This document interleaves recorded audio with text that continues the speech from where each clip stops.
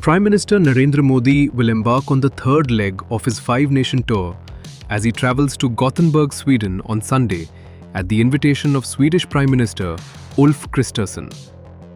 The visit is expected to further deepen India-Sweden ties across trade, innovation, green technologies and emerging sectors.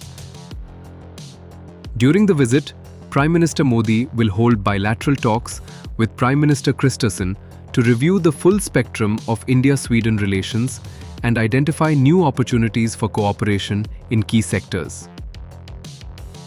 Ahead of Prime Minister Narendra Modi's visit to Sweden, India's ambassador to Sweden Anurag Bhushan highlighted the significance of the trip, noting Sweden's position as a global innovation hub. Sweden is one of the most innovative economy of not just Europe but of the world. In 2025, it was ranked number 2 in Innovation Index. It is a country with only 10 million people, $680 billion economy, but it is a country with very big multinational companies with global value chains. Companies such as Volvo, SKF, Scania, Ericsson, Saab, these are the companies that have made their mark in the world. So I think, of course, intensifying economic partnership, enhancing trade and investment is going to be one of the major items of the agenda. We are also looking at getting more and more Swedish companies to participate in our Make in India and Atmanirbhar Bharat program. Many Swedish companies are looking very seriously India as a production center for looking at not just India market, for the global market as well. Besides trade and investment, of course there will be bilateral, international issues of interest that will also be part of our discussions between Honorable Prime Minister and Swedish Prime Minister Mr. Ulf Kristersson. So how does Sweden view India's growing role in Europe as well as global democracy? I think as Honorable Swedish Prime Minister and has earlier said, and Deputy Prime Minister during her visit to India earlier this year had indicated, Sweden looks India as a long-term partner. It is a country with which we share common values of democracy, of rule of law, and of human rights, of environmental protection. The goal of both the countries is to make the world a better place, a cleaner place, and a more sustainable place. And for this reason, innovation and sustainability are the centerpiece of our relationship. And so Sweden has a very positive impression. Going beyond leadership, I find, as ambassador, in my conversation with my Swedish brothers and sisters, I find a lot of goodwill among common Swedes towards India. So you have said about sustainability and all. Can you please elaborate on it? So Sweden is one of the most sustainable country. Often in sustainability index, it is among the top 5. It is a country that has almost 99% fossil fuel free energy mix, based largely on hydroelectric, nuclear and wind energy. Wind energy is in fact the fastest growing source of energy for them. It is also a country with less than 1% landfill rate. So almost 99% of urban refuse is recycled. They are also pioneer in urban circular technologies. They are very advanced in circular economy, green technologies, waste to water, drinking water, waste treatment, and so on and so forth. So I think in many ways, India, with its scale, with its programs like Swachh Bharat, Smart Cities, Circular Economy Framework that Honorable Prime Minister has unveiled, all of these make India and Sweden a very natural partner. One of the very remarkable global initiative that India and Sweden has launched is the LEAD IT, Leadership in Industry Transition, which aims at decarbonizing and reducing carbon footprint in certain industries. This initiative has been very successful, and Honorable Prime Minister, together with the Prime Minister, Mr. Ulf Kristersson, launched the second version in 2023.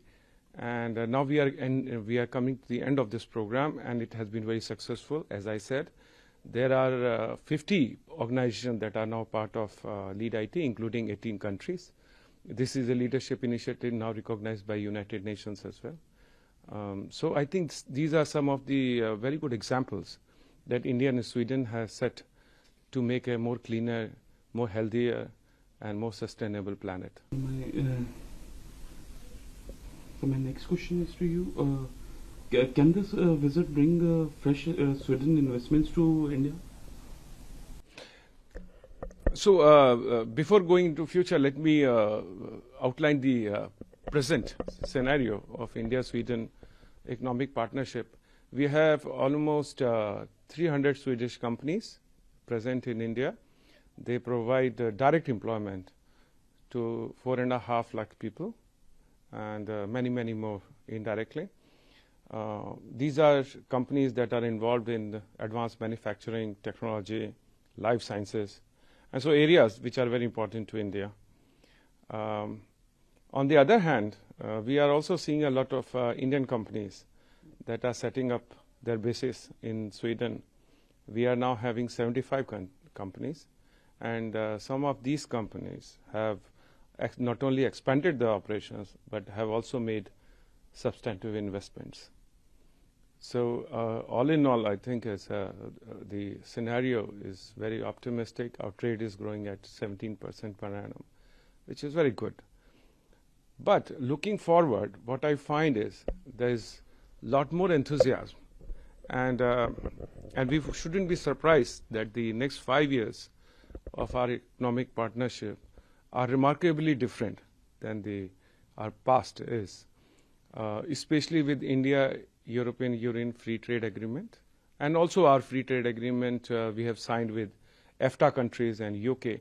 I think there is a lot of enthusiasm among the industry, as exemplified by the visit of Deputy Prime Minister Ms. Ebba Busch to India early this year to participate in AI Impact Summit.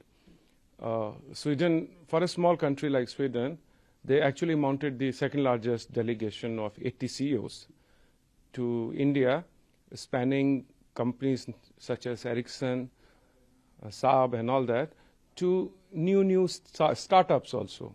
So I think we are seeing a growing convergence of interest between India and Sweden. What Sweden brings is its prowess in technology, in scaling up, in execution. And what India brings is scale, skill, and speed. I think both together is an unbeatable combination, and that is what is galvanizing Swedish industry. So how excited is the Indian diaspora in Sweden ahead of the Prime Minister of India's visit? So Honorable Prime Minister is immensely popular in Sweden, as he is everywhere. Among the diaspora, there is a lot of enthusiasm all around Sweden, but especially Gothenburg. I find a lot of energy because this is first visit of Honorable Prime Ministers to Gothenburg, and Gothenburg has a large Indian population. A lot of them are engineers, managers, doctors, professors, students, and all of them are very happy to welcome Prime Minister. So how significant is Honorable Prime Minister of India's visit to Sweden, and how you look at it? So this visit by Honorable Prime Minister to Sweden is his second visit. His earlier visit was in 2018, where we signed Innovation Partnership, and Honorable Prime Minister also participated in the first India-Nordic Summit. This visit is particularly significant because this is his first travel to Gothenburg. Gothenburg is a very historic town. It was set up in 1620 as a port city. It is also the heart of Swedish industry and innovation-based ecosystem. There are a lot of universities, institutions, science and technology establishments, and more importantly, it is also a center for Indian diaspora. One of the largest diasporas are in Gothenburg. So all in all, I think this visit is very significant for this reason. But beyond that, it is also important to note that it is shortly after India has signed the free trade agreement with the European Union and also with two other free trade agreement with EFTA countries as well as UK. So very important visit and highly significant.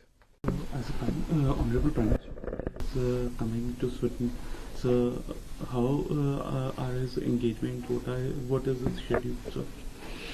Honorable Prime Minister is coming on Sunday, and he will be coming at the invitation of Swedish Prime Minister Mr. Ulf Kristersson. His engagement will of course involve official rounds of discussions between the two Prime Ministers and also with the fellow delegation members. In the evening, Honorable Prime Minister has two business engagements. Honorable Prime Minister will be engaging and discussing ways or means of enhancing investments and trade between the two countries with a select group of Swedish CEOs.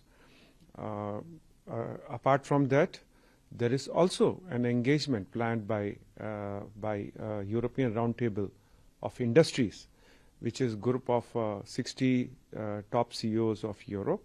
Honorable Prime Minister will be engaging with this group of CEOs with a view to enhancing trade and investment between India and Europe.